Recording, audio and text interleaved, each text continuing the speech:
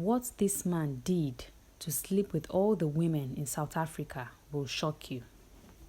Once upon a time, there exists a village in South Africa. The name of this village? Makoko. Makoko was known for 4 things: happiness, resilience, curvy, shapy women, and poverty. This small village is filled with small, old, and rusty huts with roofs almost falling apart. They also had less food and less clean water.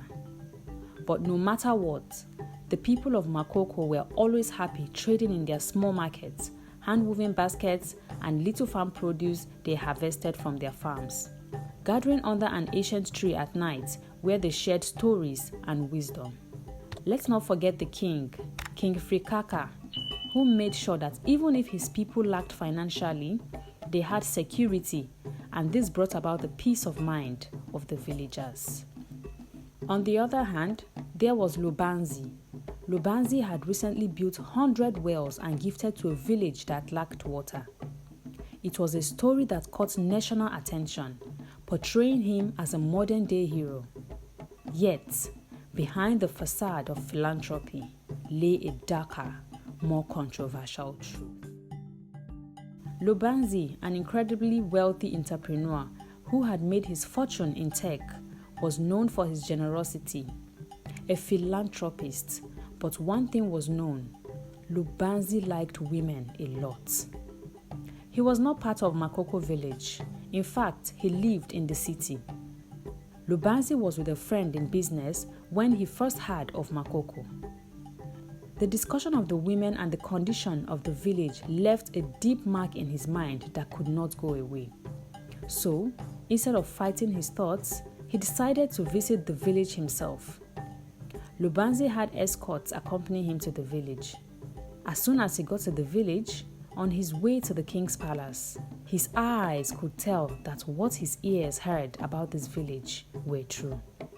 Nothing mattered to him more than the fact that he had really seen beautifully shaped women. Lubanzi got to the king's palace and was greeted in the most spectacular way a guest could have been greeted. With food, dance show by some women dancers, and also with little gifts the king could afford to say welcome. King Frikaka started by introducing himself, and so did Lubanzi. "What brings you here to my kingdom?" King Frikaka asked.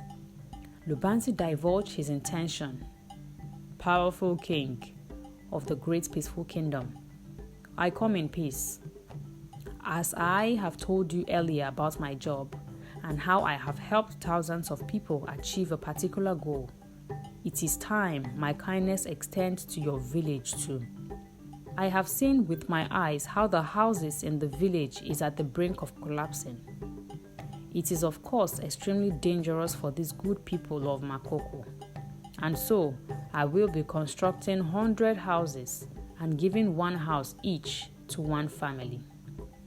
King Frikaka was shocked beyond belief, and so he asked, "What in all this do you stand to gain? What shall we give you in return?" And when Lubanzi asked for nothing, a large cloud of suspicion formed amongst the people of Makoko. People speculated about his motives, but this didn't stop the king from accepting this offer.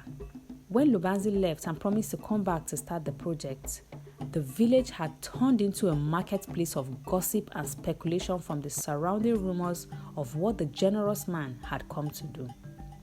"I heard he's very rich, but who built 100 houses at once and give them to people?" "Oh, I heard he does blood money."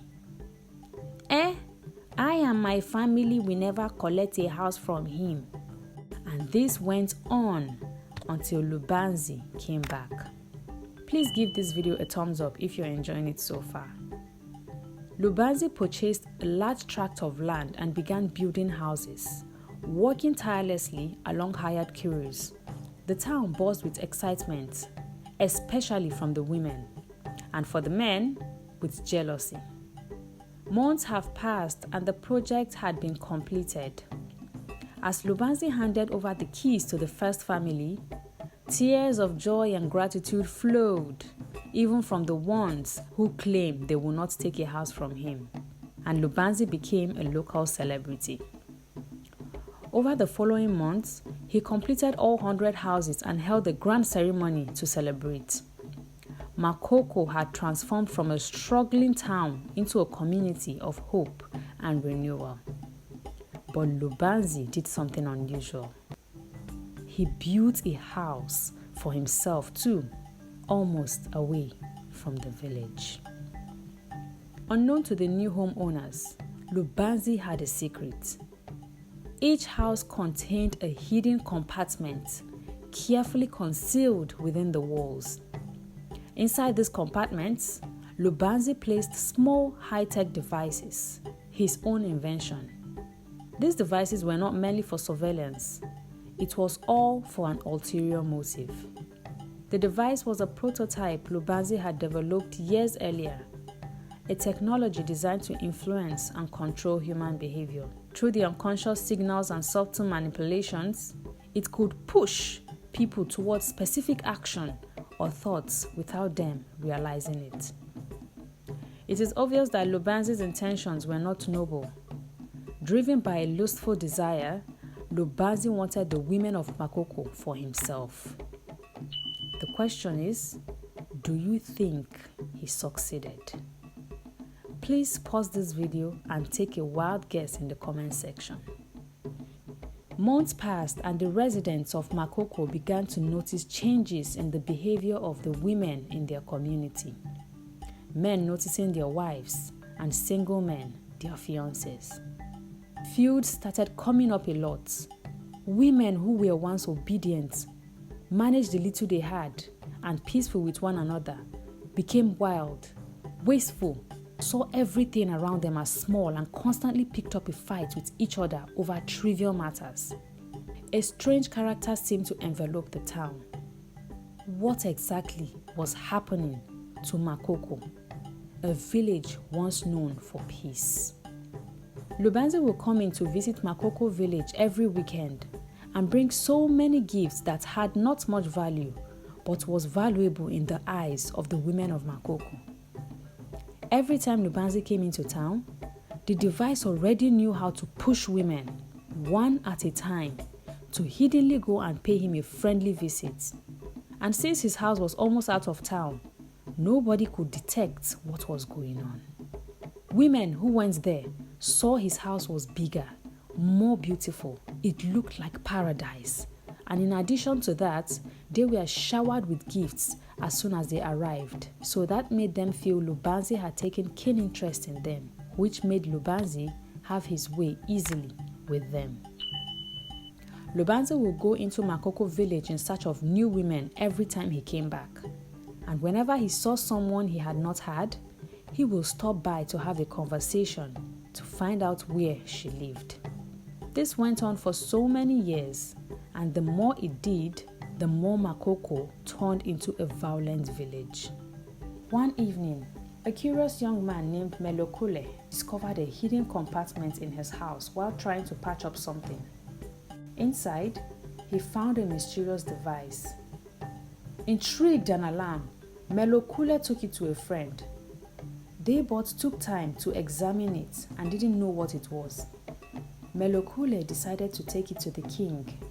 After the king had examined it, he made a wise decision for every household Lubanzi built to be searched. Word spread quickly, and soon many houses were being searched, revealing identical devices. The community was thrown into confusion. King Frikaka took a bold step to invite someone he felt could find out what it was. And after thorough examination, yes, the stranger had come back to explain what the device was for. It was then the women of Makoko started confessing to the acts they didn't know what pushed them to do. Please click the share button to share this video with your loved ones. A village square meeting was convened, and on the weekend Lubanzi visited, he was called to explain himself.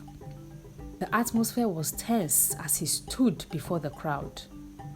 Lubanzi denied, and when more women came out to testify against him, he still denied his actions. His denial aroused the anger of the men of Makoko, And before they could take action, Lubanzi ran out, entered his car and disappeared, never to be seen in the village again. The people of Makoko felt violated, their self-sufficiency stripped away without their consent. The villagers could do little to nothing to pursue justice, so they let the violation of their territory buried in the ground. Men who couldn't stand their wives separated from them, and men who could forgave theirs. In the aftermath, Makoko struggled to find its footing. The devices were removed, but the scars remained. Trust in one another had been deeply damaged. Lubanzi's story left an unforgettable mark on Makoko. It served as a cautionary tale about the dangers of unchecked ambition and the importance of ethical boundaries. While the houses still stood as a testament to Lubanzi's vision, they also bore the hidden weight of his controversial legacy. As for Lubanzi, his name became synonymous with both innovation and caution. A reminder that the line between hero and villain is often razor thin. If you enjoyed this story, kindly subscribe and click the bell icon so when new videos drop, you will be the first to know. Thank you for watching, and I'll see you in my next video.